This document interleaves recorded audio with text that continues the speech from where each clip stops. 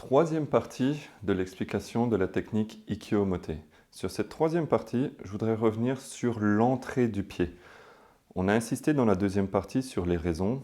Pourquoi je préférais parler de aller en direction du pied arrière d'Uke plutôt que d'entrer la jambe sous l'aisselle. Parce que même avec cette information, on peut encore manquer la direction et du coup, il va falloir changer la technique. Avec l'entrée du pied, ça a aussi des connexions sur d'autres techniques. On va faire un simple exemple par rapport à la technique Sankyo Omote. Sankyo Omote, on est là, on rentre. On a cette phase où on vient changer les mains. De cette position, on va venir changer. On va maintenant le faire de deux façons. Avec l'entrée vers le pied et avec l'entrée vers l'aisselle, mais avec le pied tout droit. Ici.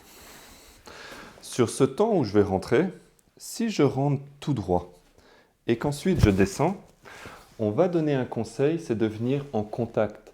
On va souvent voir des gens qui vont venir chercher à frapper l'intérieur du coude pour déséquilibrer Uke vers l'intérieur, ici.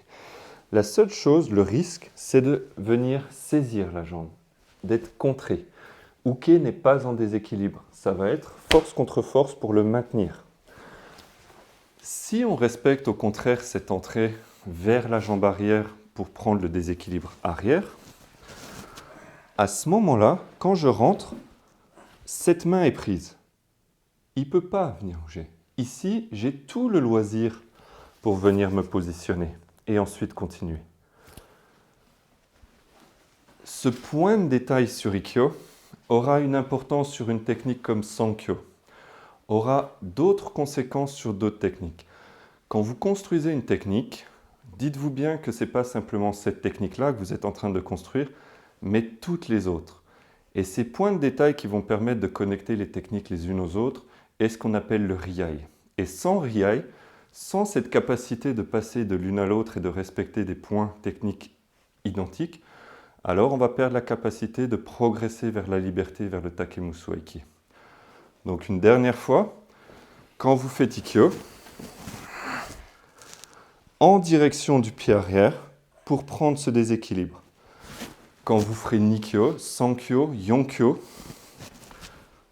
en direction du pied arrière pour faciliter tous les changements, tous les mouvements.